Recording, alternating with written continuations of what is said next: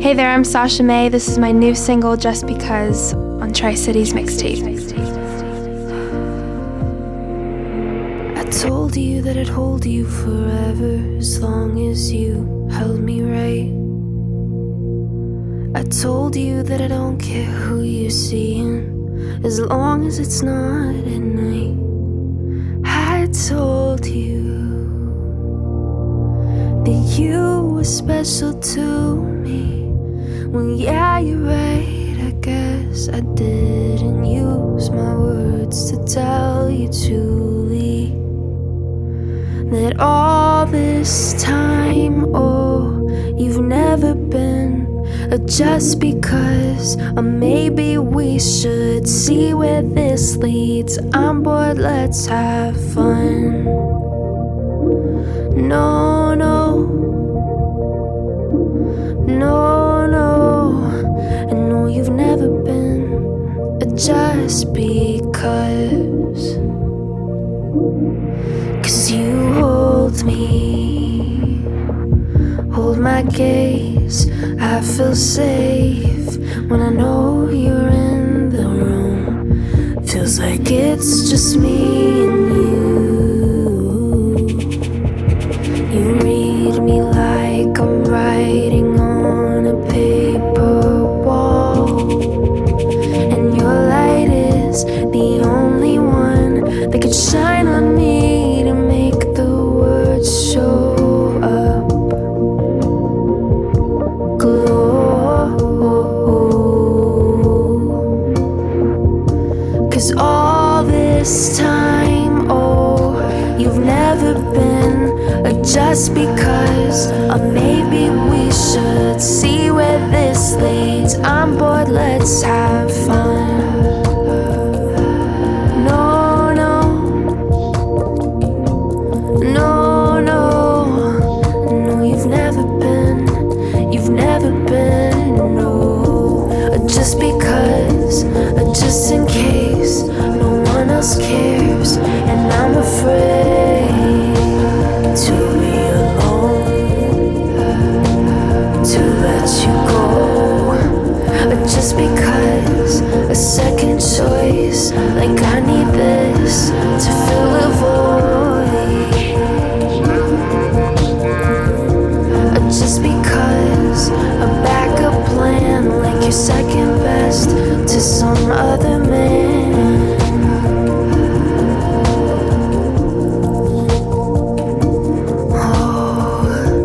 Just because I'm insecure, please save me so I don't have to save myself.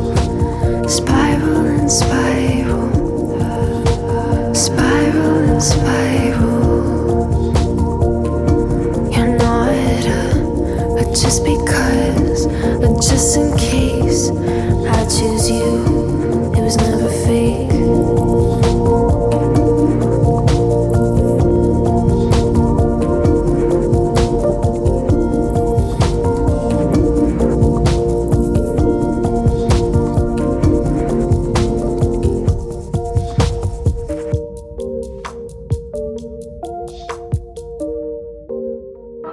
Welcome to the Tri-Cities.Mixtape.Podcast. My name is Miguel Ortiz. Today, we have a very young, talented singer, songwriter, producer, engineer, guitarist, pianist. Jeez. We have, from the Tri-Cities? We'll find out where she's from. We have today on the show, Sasha May. Hey, hey. Welcome to the show, Sasha. Thank you so much. So, yeah, I'll start with the basics of where were you born, where did you grow up, and where are you at? Yeah, so I am originally from New Mexico, southern New Mexico. Nice. Yeah, I've lived in Tri-Cities probably a couple years now. Oh, okay. It's a very What new brought state. you up here? A job after Okay. I graduated college. Okay, I'm Came sorry. up here. First, I don't mean to embarrass you or whatever, but for some reason I assumed you were a lot younger than I'm finding out you to be. Maybe it's because you were recommended to me by a teenage singer-songwriter. Shout out to Clomster. Yeah, Milo.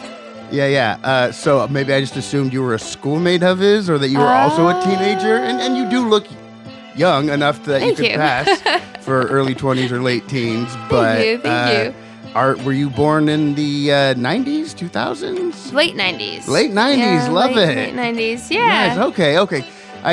I tend to ask that a lot because I want to get people's time and place in pop music and in culture, because whether I know if I can make a Stevie Wonder reference or a Backstreet Boys reference or Charlie Puth reference, whatever, you know what I'm saying? Just so I know who I'm talking to and where they sit. Yeah. Makes sense. Because we are all victims of our time and place in history. Like, Yes. I can't help that, all the late 80s music that was, around me when I was growing up, like, still just permeates in with me. And I still love, 80s pop hits like Of course. Cyndi Lauper and shit like that. Yeah. Yeah, of course. Yeah, I got some of that because my mom, like Cyndi Lauper, Yeah. she would play some of that too. So that was always really fun. So right on. So grew up in New Mexico. Yep. You came here for a job a few years ago. You said after college. Did you study music in college? I did not. Actually, I did engineering. Oh, okay. Love it. Where did you go to college? Oh, I went to college at New Mexico State University. Oh, shout out to New Mexico State.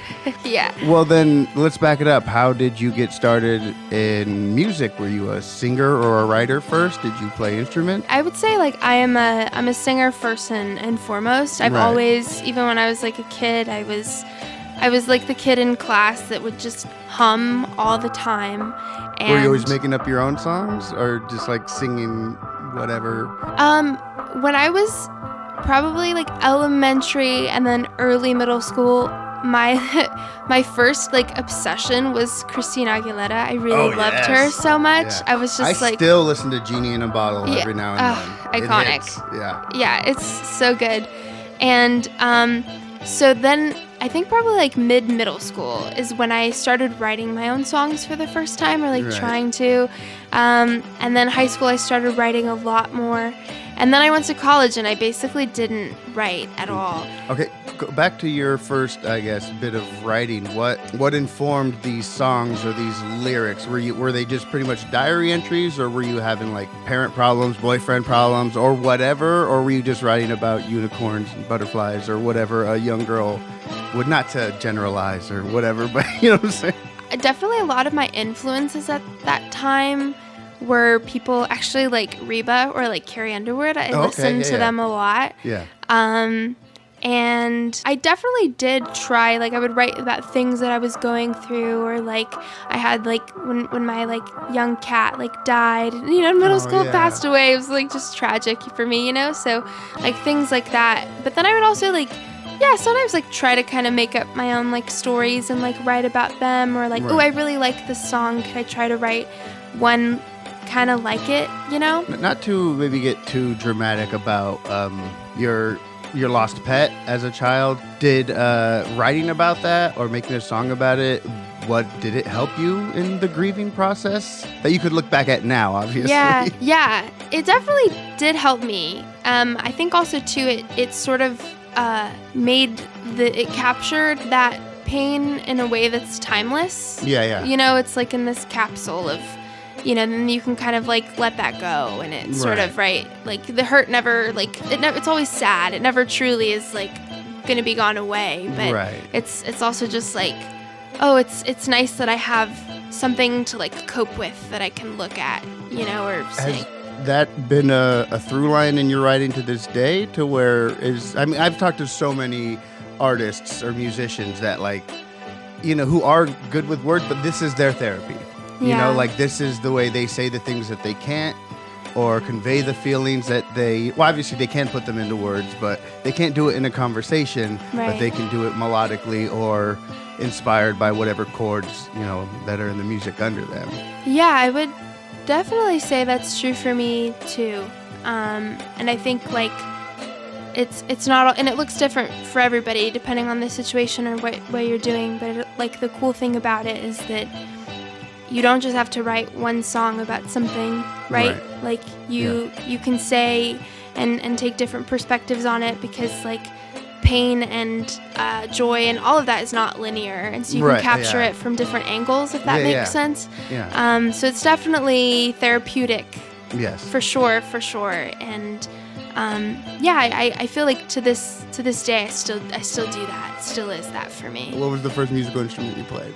The first musical instrument, actually, technically, I think it's piano, but I could not really play that well. So I would say my real first instrument was acoustic guitar. Okay, and how old are you when you started that? I think in 5th grade is when I started learning how to play acoustic guitar. So Was there just one in the house, or was this a class in school, or was there a guitar at church, or what? Yeah. What led you to find that guitar? Actually, there was this event in the summer, I think, that my school had, and I want to say it was called something like the June Jamboree was the event called or something, and they had different rotations of things you could learn. Okay. And guitar was one of those things. Yeah. And so I learned how to play chords, how to strum, that sort of thing.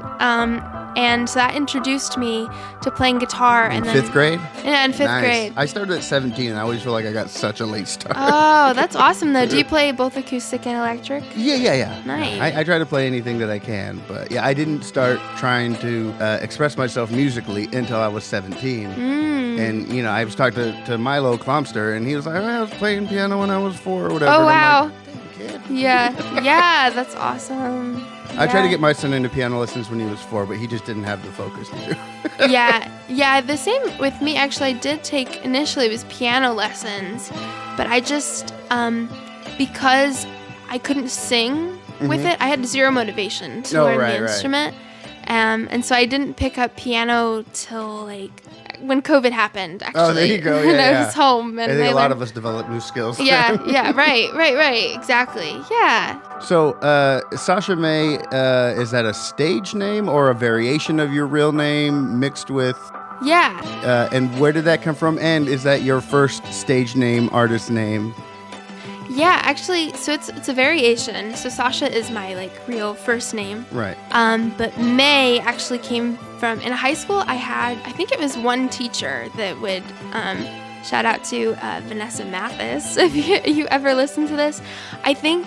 What school? Or was it in New Mexico? Yeah, I was in New Mexico. Yeah. And I think that she was the one that first started calling me Sasha May, and it just kind of stuck with it, Sasha May, Yeah, okay. And it just kind of stuck. And actually, May is a variation of my middle name, which is Marie. Oh, okay, yeah. So it was kind of just this, cool variation. Yeah. And then it just stuck, and yeah, it's been my first,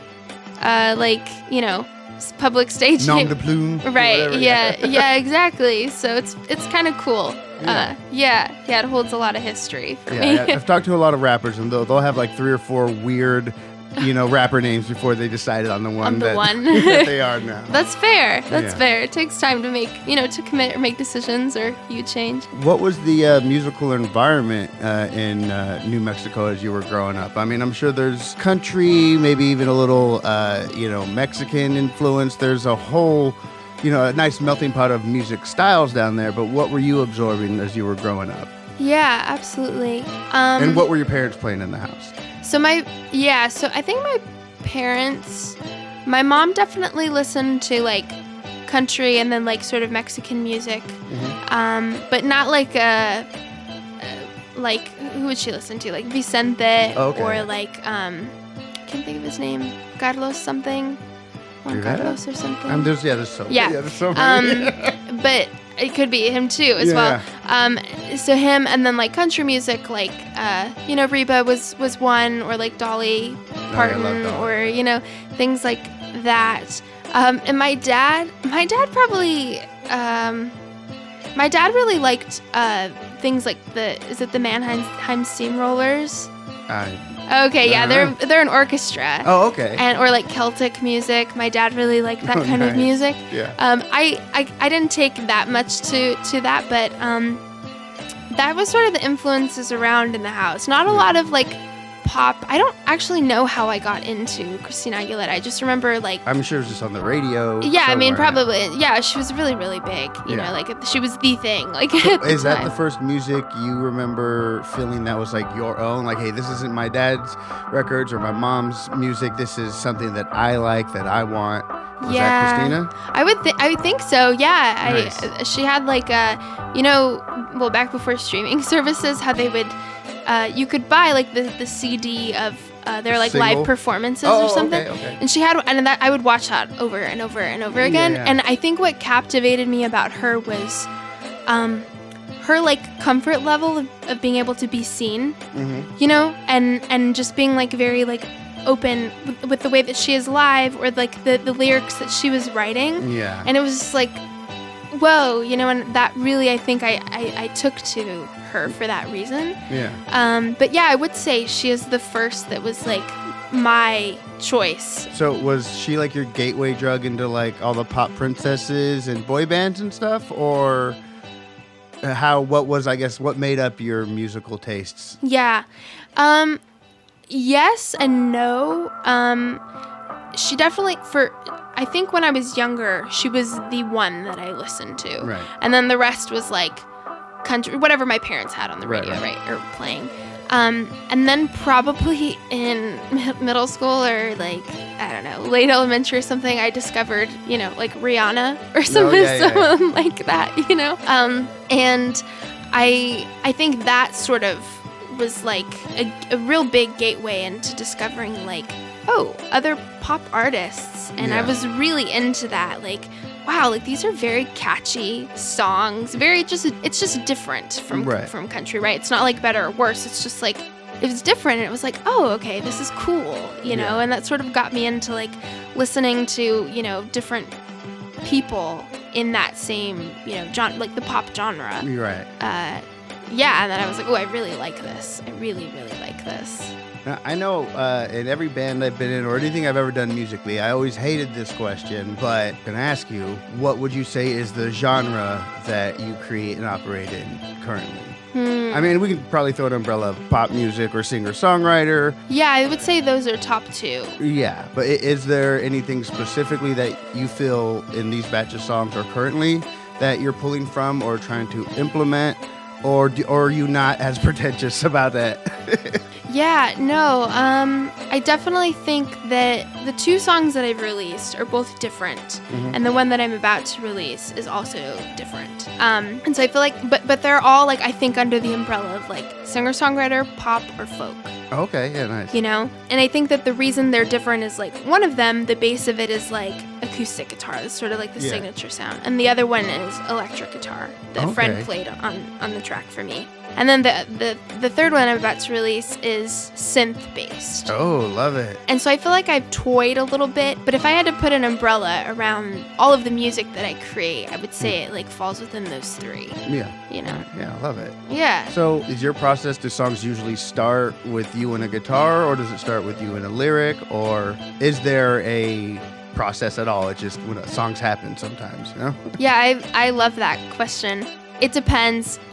Most of the time, like 99.5% of the time, it's me and guitar or me and piano. Okay, yeah. And I feel like learning piano actually opened up a completely different avenue of writing for me. Oh, really? How so? I have been thinking about this, and I think it's because when I would start a song on guitar, would find myself like, okay, when I'm writing, like, I know this thing I want to write about, but I don't want it to sound the same as all of the others. How can I make it different? And so I would try to mess with like the key, but my strum patterns were always like very similar, right?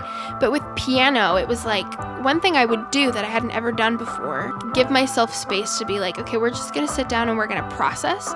No song has to come out of this, but I would just press record on my phone. I would pick a key and I would find some sort of like, you know, lick that I would play on piano, and like change up the tempo of it a little bit. And that really just like was like, okay, my songs started coming out like, okay, I've never written like this before. Right. And that was really, really cool. But there are other times where it's like I'll be walking around the house or I'll be like somewhere and like this melody or these words just like pop into my brain and I'm like, I need my phone right now. So you just have a whole bunch of phone notes with like melodies or ideas or random lyrics? Yes, and over the past 2-3 years now I've been categorizing them, so I put them in folders now. I love it. I put them in so folders. Dorky, I love it. I'm Sasha May. This is my song Memory of You on Tri-Cities.Mixtape.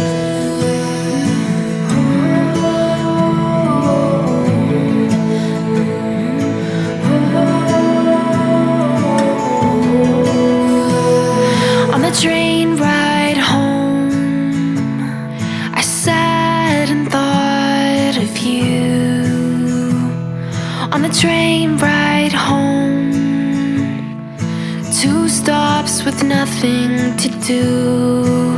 Didn't want to lose sight of you. Didn't want to let go of you. So put my hands in my pockets, pretend I forgot us, pretend that I want this too, and hop off on the sidewalk. I'll stop in that old coffee shop that we went to. I'll trace the cobblestones with my fingers, use them to help me rebuild the life that I had before you. I'll retrace my steps and try to forget the memory of you. On the train to town, I try to shut this out. On the train to town, I see your face in every crowd. I see our dust floating around in leaves of film we can't wash out. When it rains, it somehow seems to still be here. So put my hands in my pockets, pretend I forgot us, pretend that I want this too, and I'll hop off on the sidewalk. I'll stop in that old coffee shop that we went to. I'll trace the lampposts with my fingers, use them to help me rebuild the light that I had before you. I'll turn the key inside the door, tuck myself into this war, and accept that it's okay to lose. I'll retrace my steps and try to forget the memory of you. I'll hear the cadence of the crowd with the busy city sound since I lost you. I'll lace my face up with a smile, pretend that I'm alright, pretend that I want this too, pretend I forgot this too.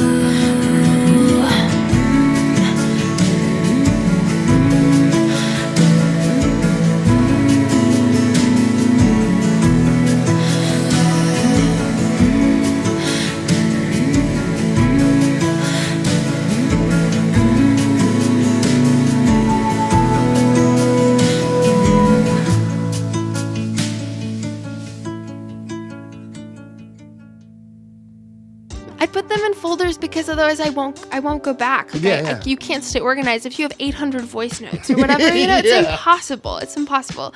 But yeah, that is definitely like something that I do. Or even if I'm like on guitar or piano, like I literally am like, okay, folder. It doesn't have to have a permanent name, but like I'm one of those people. I have never let an even halfway decent idea go to waste. It'll be logged somewhere. I've got songs that like I've made up.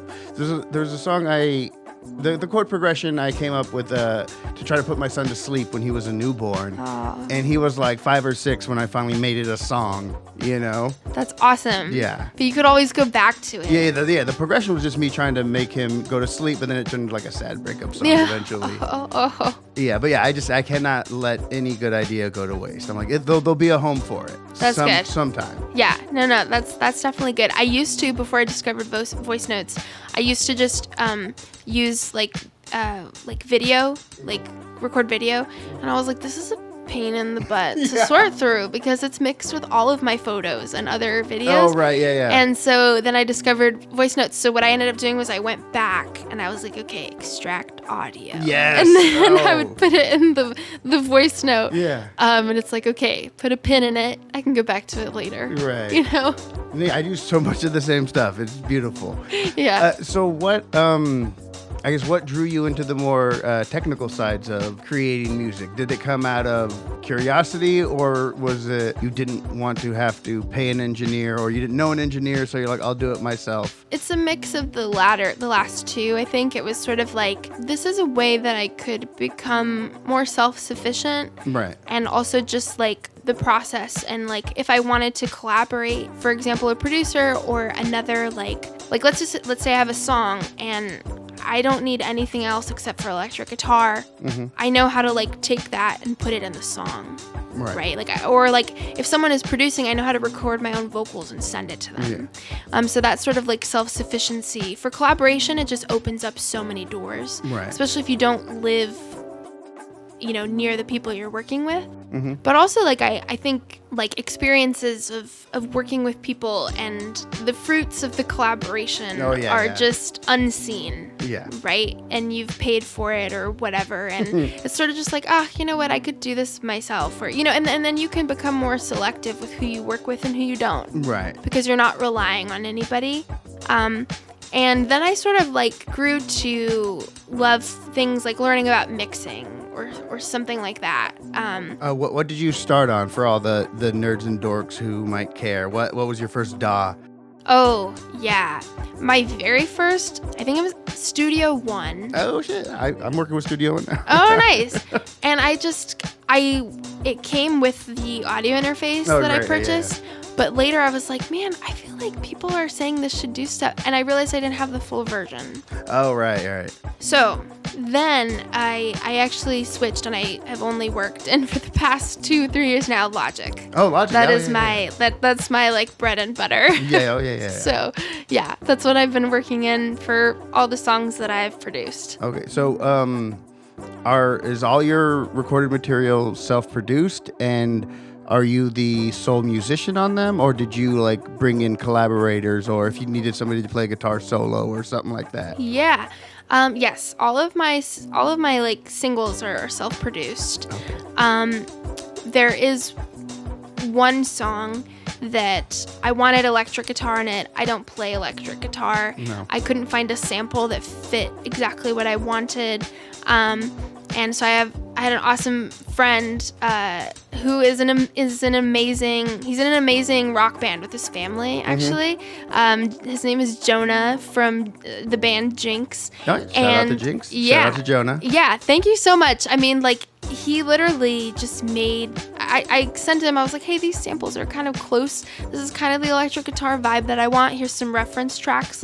Go have fun. Would you mind? Yeah. And he did, and it was awesome. It was thank you, And so that was, I think, my first, true, production collab that I've released. Oh, nice. And that was really great, too. So I've been the, sole producer, but I definitely have collaborated with people on instruments that I don't play, or this might not be a strength of mine, and it's theirs that they bring to the table. But for the most part, do you, I guess, just do as much yourself as you can? Find loops or play things on MIDI or synth to fill out the sound? Yeah, if it's a synth thing, or sometimes I'll dig into samples, or if I can't find an exact drum sample that I want, or drum loop, I'll program the drums or something. I did that for my first single with a mix of some samples. I played acoustic guitar on that.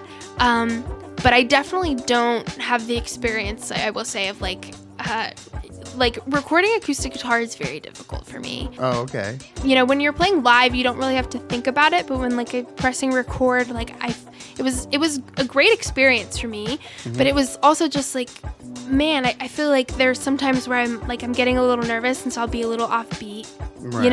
And so editing the guitar took forever. Yeah. It took forever. I wanted to destroy my laptop so many times because I was just so frustrated. But it was a good experience because I appreciate the amount of work that goes in, to an acoustic instrument. But if it's something like drums or synths, normally I just, everything else, background vocals I do myself. I find that really, really, really fun to do. Yeah. To just layer vocals. Yeah.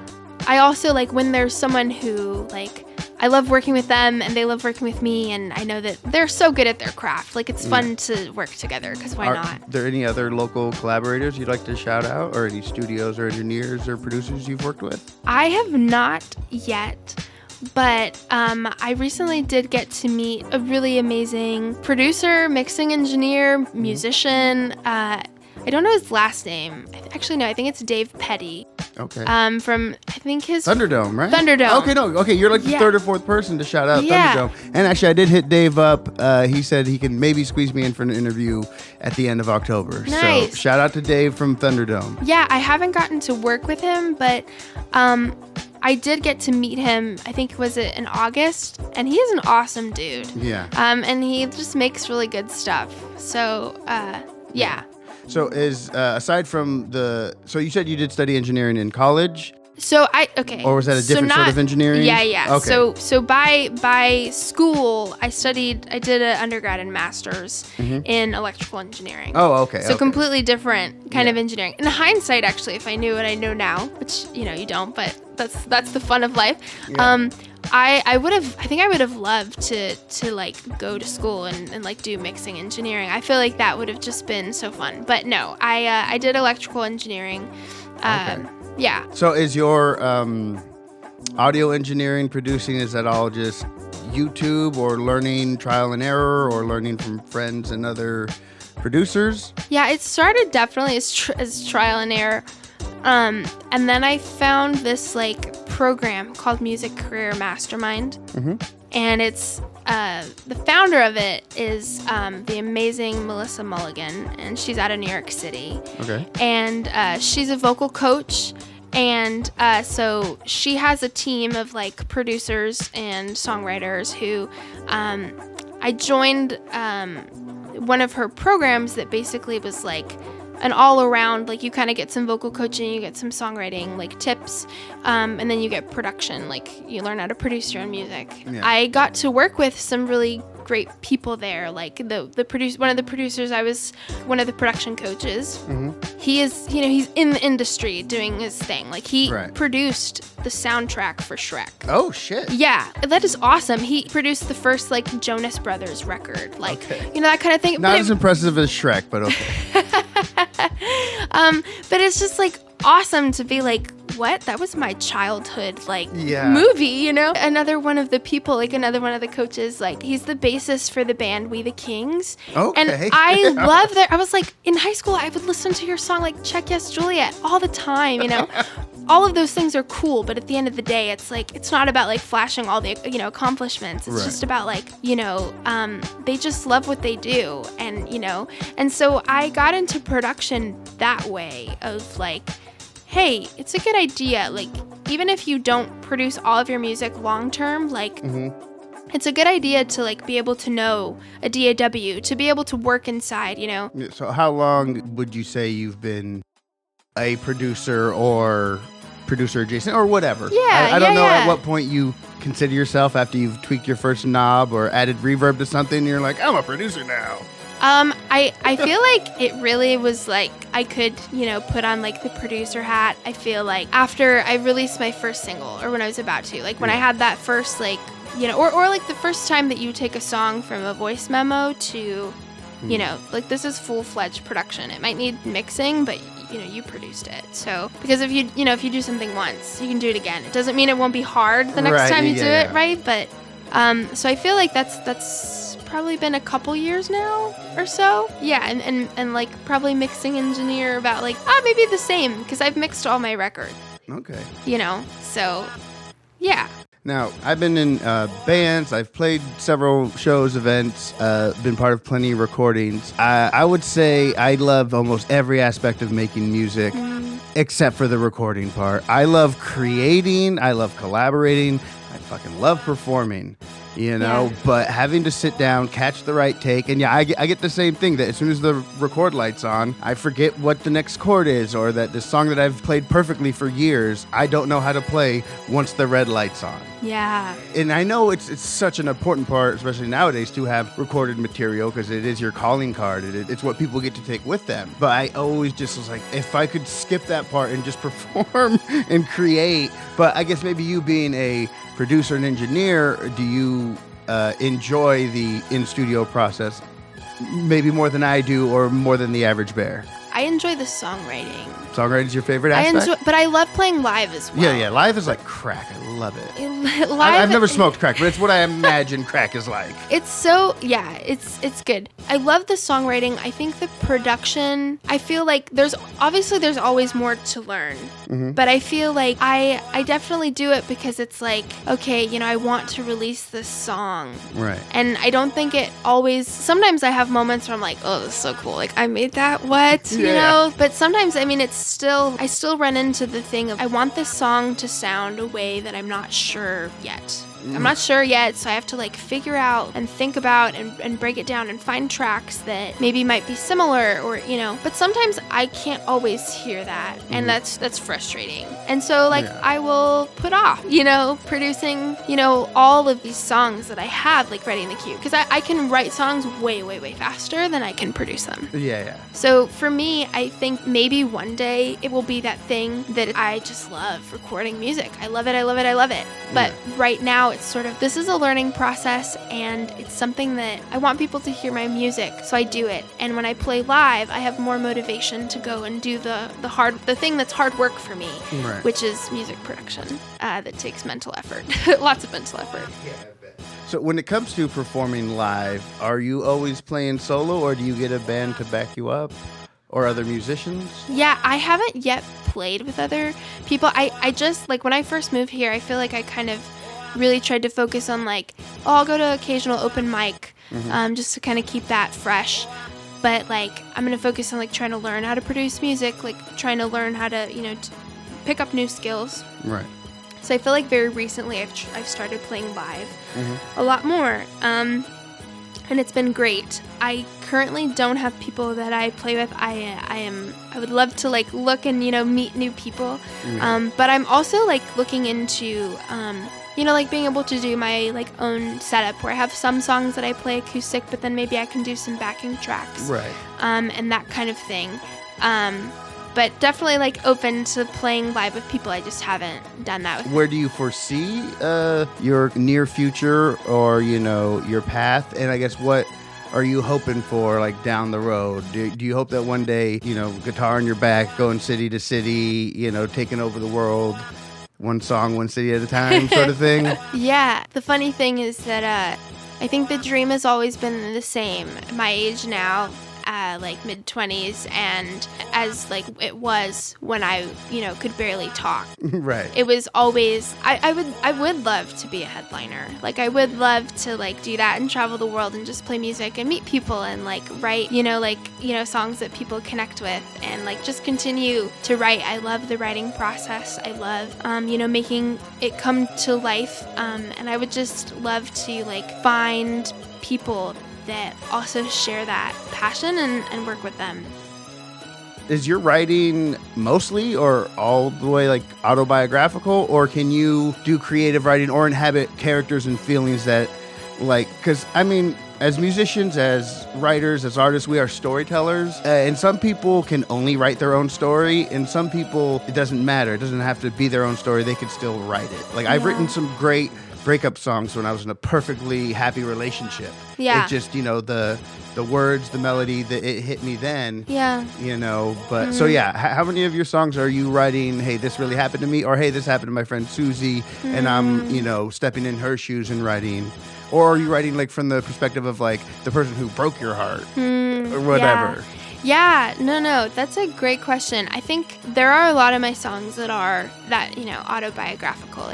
I sort of, lace it with metaphorical, stuff. Yeah, you don't want to give too much away or be too vulnerable in that. Yeah, there are definitely songs where I'll do a mix. It's not all fully true, but it's, or I actually do have songs. I very recently have been you know what? Story time is fun. Why not? Yeah. It doesn't have to be true. And actually that's even better, because how are you going to sustain a career where you can only write when bad things happen to you? Yeah, right. That's really hard. But when I looked at songwriting as this craft and you don't only have to do it when you're sad, right? There are many more emotions or many other stories that even aren't yours that like can be written. Yeah. And so like I have done that where it's like, or for the first time, like probably 2 years ago, like I wrote to a prompt. I had never written to a prompt before. Okay. And that actually, like my very first single I released, Memory of You, actually started from a prompt. It is laced with, truth, but it started from this like, okay, I think the prompt was like, pick a mode of transportation. And then like whatever, so like there's like a train, in there, and like, and it started from that, and I was like, okay, like this is possible, Yeah. So I think like I do all of the above, but I think my like probably there's a mix. Like definitely some of my saddest songs come from like saddest times in my life. Right. But I've also found like I've worked with people where like maybe we've written a song and like it's about something that they like completely went through, and I might not have context for everything, but my ability to empathize or sympathize, even though I wasn't in the room, like I think that's crucial to capture whatever like emotion or story you're trying to convey, and then perform it and make it believable when you're on stage. Yeah. So let's say we're gonna have a dream concert, and you are the opener, right? And this is a magical concert where if you wanted, the Beatles, the original Beatles, to be one of the acts that play. So you're the opener. I want to know who's middling and who's closing the show at Sasha May's dream concert, and the venue, whatever. If there's a stadium in Mexico or New Mexico you like, or Madison Square Garden or whatever. Yeah. Wow. Obviously, I think, not obviously, but I think like the first one that comes to mind is like, the person that people are going to a concert for is of Taylor Swift. Like, okay. Is she middling or is she closing the show? No, she's closing. Oh, she's closing. Okay. Yeah, she's closing. Griff also comes to mind as like closing it or middling, like either one. Although I think she's there. She could just be the closer. No. Gracie Abrams. Well, no, it's a 3-band bill. You're the opener. Yeah. You're the opener. There's a middle act, and then T Swizzy is closing it. I would say for middle, it's probably Griff. Okay. I think like her and Gracie though are like very tied, but like probably Griff. Griff. I think that would be like mind blown. All right. That's Sasha May's dream show. So we got Sasha May opening up, Griff in the middle, and closing out the night, Taylor Swift. I would go to that show. Thank you so much. Oh yeah, we did touch on this a bit before recording, but recently I had another very talented woman who's a producer, engineer, and runs her own studio, and she was telling me that she has very few, if almost no other contemporaries as far as female producer, engineer, studio owners. How has your experience been? Were you, not to say you were over here like working on synths when other girls were playing with Barbies, but what was your relationship with other women in regards to your relationship with engineering? Is it as lonely as I am assuming? And did it alienate you from, I'm going to put quote up, normal girls, in air quotes, or maybe even other musicians who weren't as scientific or deep diving in that aspect of it? I know I just asked you like 8 things, and I'm sorry. Yeah, let's see. Like, okay, my experience now, as I've been getting into music production like past couple years because of like Music Career Mastermind. I know more people, so I can list off people who like, and women, like female producers who they write and they produce and they mix their own stuff, and they make awesome stuff, like amazing things. That has been really cool, like even if we're not like directly collaborating, like watching them do it and do their thing, and I'm doing my thing, and like we're just supporting one another, and like, or like also that's one of the reasons that I really admire Griff. She does that, like she writes, she produces her own stuff, like and that's really inspiring because she's like, she's a big artist, and so it's kind of just like, okay, like eventually we'll have more of that. Right? There will just be more. Like when I was like in high school and then like in college, in high school it was kind of like there were singers songwriters and producers. And that was more normal, I think, for like, you didn't really have to. But the thing is that the music industry has really changed. It's really changed. Like, if you cannot like write, record like your own music, it's very hard actually to get signed, right? Because there's other. So some of it's like by necessity, but also just like giving people options of like, hey, if you want to do this, you can do this. Like, you don't just have to write a song, or you don't just have to, you can like touch all aspects of music. I definitely don't feel alienated now. Right. Like, definitely, a point in time where it was like, I didn't really like, there wasn't as much like females in the industry doing music production or but I think now that's slowly changing, which is great. Haley Knox is also an amazing artist. Like, she writes and produces such good stuff. Okay. And so like, to have that, I guess, to see that is really inspirational when that's what you're doing. Yeah, exactly. Before we started recording, I asked you to write down, for lack of a better term, we'll call guilty pleasure songs. Songs that your listeners, your friends, your mom might be surprised to know that you love and listen to. Would you care to share some with us, please? Yeah. I would say this one would be a big shocker for friends of mine. My brother grew up, he really liked rock music. And so I got like into some of that. And I see your My Chemical Romance poster there. Yeah, love them. It's actually my daughter's, but yeah. Oh, nice. Awesome. Yeah. But there's a song by a band called Starset. And it's called Halo. And it's kind of like a rock song. Okay. And I vibe to it. Starset. Whenever Halo. It's on, I'm just like, I will scream the chorus. Okay. Like, just singing. It's not like a screamo song. Actually, some of it might be. I don't remember. But, and then I think, like, I don't know that my mom would be shocked by this one, but maybe some, like, friends who know me, like, I love me, like, a good, like a Luke Bryan song, like Play It Again or something like that. Like, that's always really fun to sing. Okay, so people don't know you for being into country or that? No, not really. I don't think so. Okay. Not really. And then I think, let's see. One thing that, like, people are a little surprised about, I love and I'm obsessed with anything that Camilo has written. Oh, Camila? No, Camilo. Camilo. Yeah, he's a Latin artist. Okay. I think he's from Colombia. I've seen him twice in concert, and anything that man writes, I just vibe to. And it's all in Spanish. And he collaborates with one of my favorite artists, JP Saxe. Like, he has written with him too, and I just like I think it's just like, because I grew up listening to like some Mexican music, and like, like I had that like sort of Latin influence. Right. It just like is so close to my heart, and I like vibe to it. Yeah. Completely. Ever a chance we'll get a Sasha May Spanish language song? Could be. Never know. I would.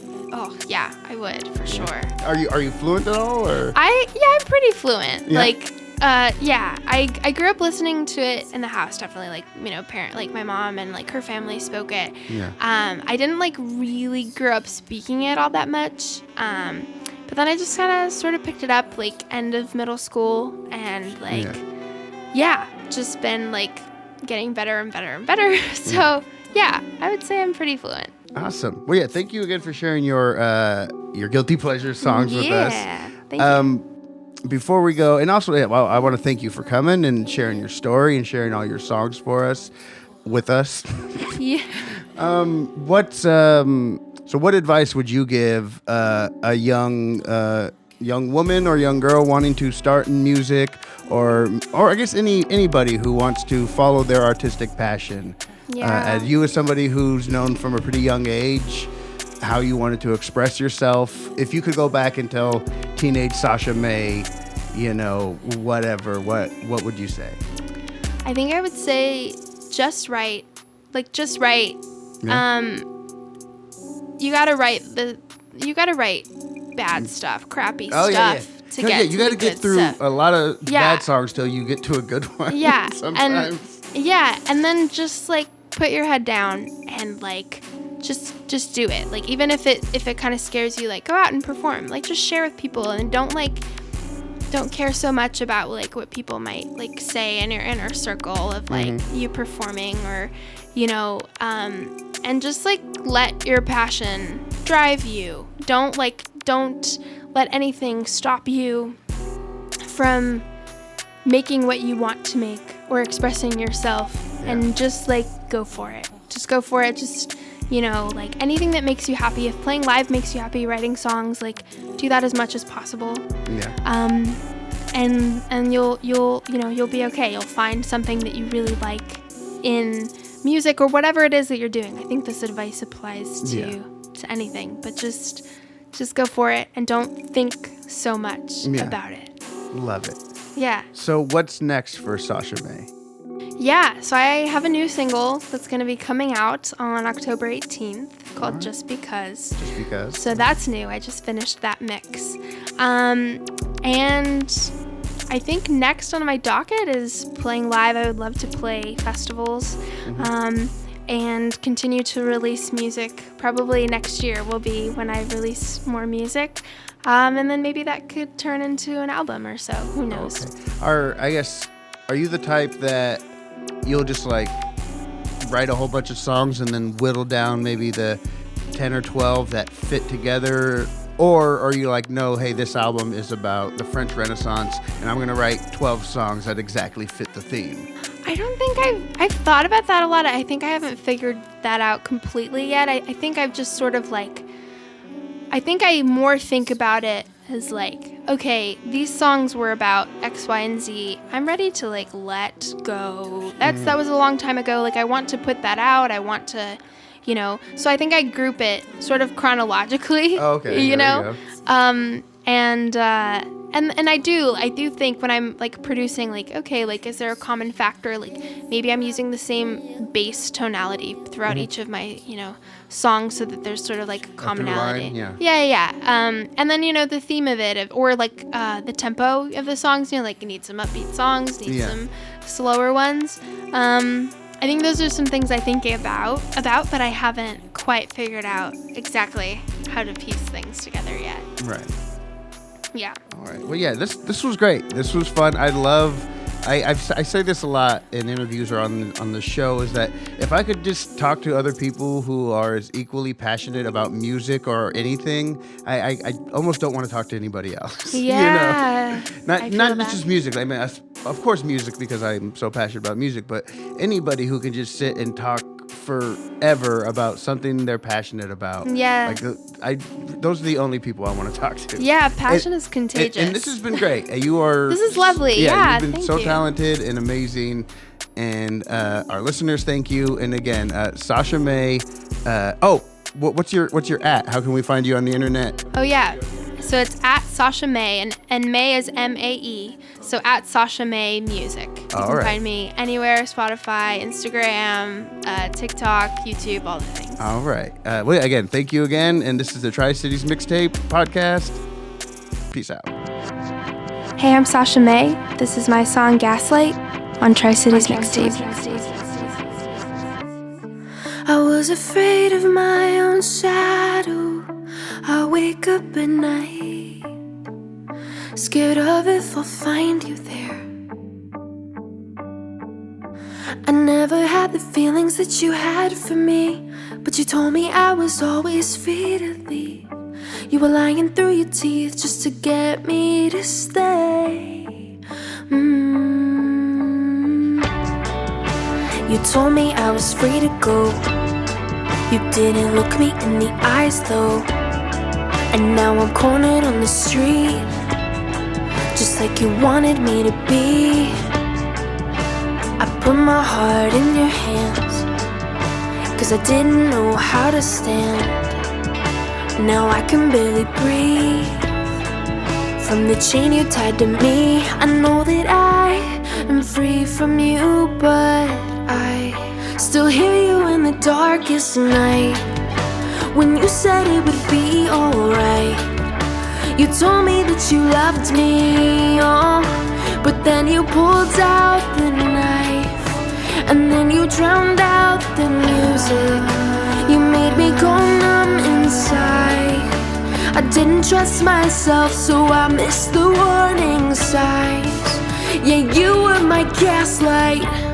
I could talk about you for days, but the story would be the same. Oh, light me up. Oh, oh, oh, oh, oh. Take the knife out, lay the oil down, line it up, just to be sure that I am down.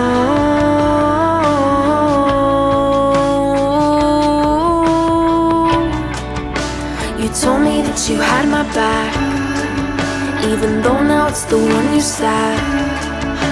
And I actually felt bad that I didn't want you back. You told me that you'd never stay, if you thought I didn't feel the same. Well, I've been telling you I don't, but you won't let me go. And I know that you're gone and your ghost will never haunt me, but I still hear you in the darkest night, when you said it would be alright. You told me that you loved me, oh, but then you pulled out the knife, and then you drowned out the music. You made me go numb inside. I didn't trust myself, so I missed the warning signs. Yeah, you were my gaslight. I am free. There is no you and me. Oh, I am free. There is no you and me. I know that I am healed from you, but I still hear you in the darkest night, when you said we would be alright. You told me that you loved me, oh, as you pulled out the knife, and then you drowned out the music. You made me go numb inside. I learned to be scared of all that I knew was right. Yeah, you were my gaslight.